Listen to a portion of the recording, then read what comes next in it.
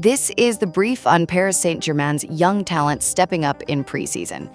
Now, you might see a 3-0 loss to Mallorca in their first 2026-27 friendly and kind of panic. But what if I told you that with senior World Cup stars resting, the coach got exactly what he wanted by testing out his debuting academy prospects? First, let's look at the sheer attacking impact these young talents had. I mean, Ibrahim Mbaye literally smashed a powerful shot off the crossbar in the 20th minute, and Senny Mayulu was a real spark plug, creating 3 chances and taking 3 shots. So you gotta ask yourself, isn't this fearless, aggressive energy exactly what you want to see from debuting kids, rather than them just playing it safe?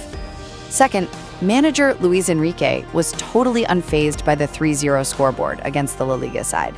He explicitly praised the academy players instead, highlighting both their quality and mentality. You know, think of it like an engineering stress test. The overall machine failing doesn't matter, as long as these brand new individual components hold up under pressure. Finally, we can't ignore the massive developmental value of these debut minutes for guys like Quentin John-Tulmicha, Dimitri Lucea, and Adam Ayari.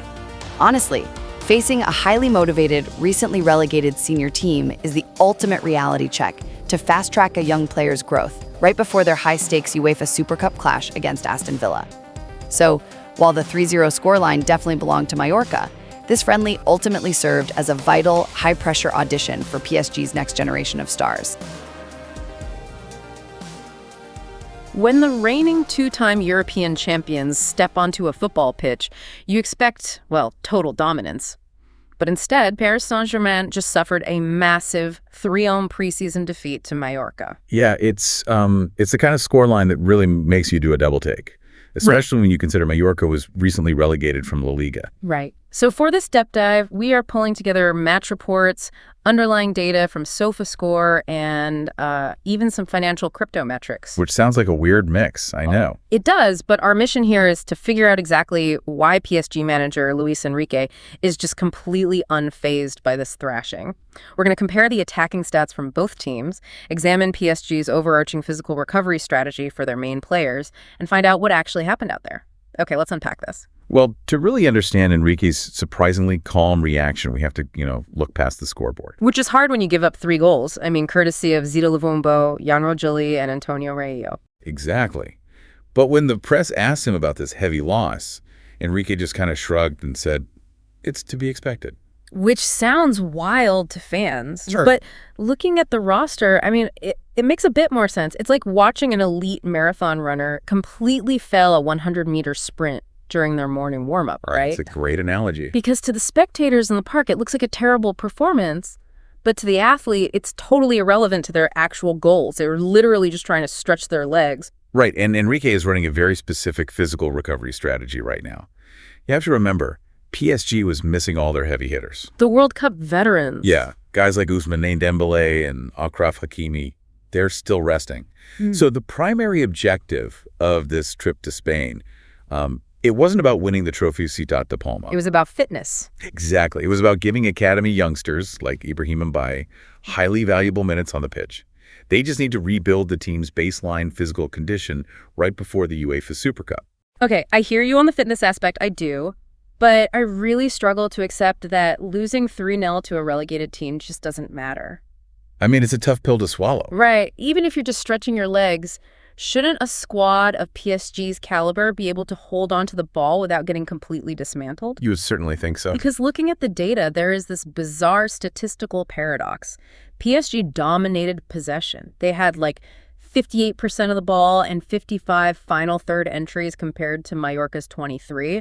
So where is the disconnect? Well, what's fascinating here is the concept of box dominance and how Mallorca actually managed to achieve it. Okay, explain that. So PSG had the ball, sure, but they were essentially just passing it in this harmless horseshoe shape around the perimeter. Just playing it safe on the outside. Exactly. Mallorca just sat back in a tight defensive block, waited for a mistake, and then use these really ruthless counterattacks to bypass PSG's midfield entirely. Wow. So PSG's holding the ball, doing absolutely nothing with it, and then just getting punished on the break. That's the reality of it.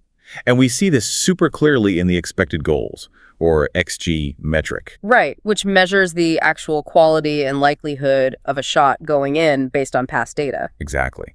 So despite having way less of the ball, Mallorca racked up 17 shots and 1.81 expected goals. They generated 4 official big chances. And PSG. PSG had 0 big chances and a measly 0.42 expected goals. I mean, they were taking really low percentage, desperate shots. Man, it's like owning all the land around a gold mine, but someone else actually holds the deed to the shaft. Yeah. PSG owned the pitch, but Mallorca completely owned the danger areas. That's a perfect way to put it. And if we connect this to the bigger picture, it really explains why the reaction off the pitch has been so muted. Because you would think seeing the European champions look so toothless would cause fans and financial backers to totally panic. Oh, for sure. But when we look at the financial markets, there was 0 panic. We checked the crypto data, and the PSG fan token remained completely unaffected by a 3-0 loss. Which is pretty telling. It is. Investors clearly agree with Enrique that this was just a high-profile fitness drill.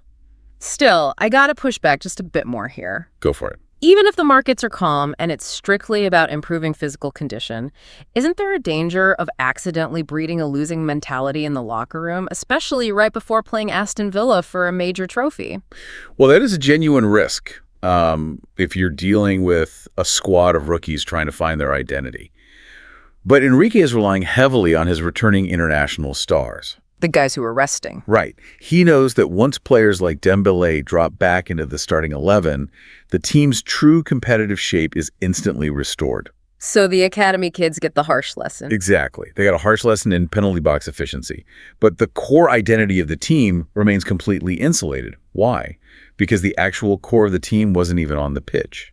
So context really is everything here. A 3-0 loss on paper was actually a successful, calculated fitness test in reality. Yeah. They accomplished exactly what they set out to do, which was to build match fitness for the reserves without risking the main squad. Honestly, regardless of what the scoreboard said at the final whistle. So what does this all mean? It leaves you with something to really chew on. It does.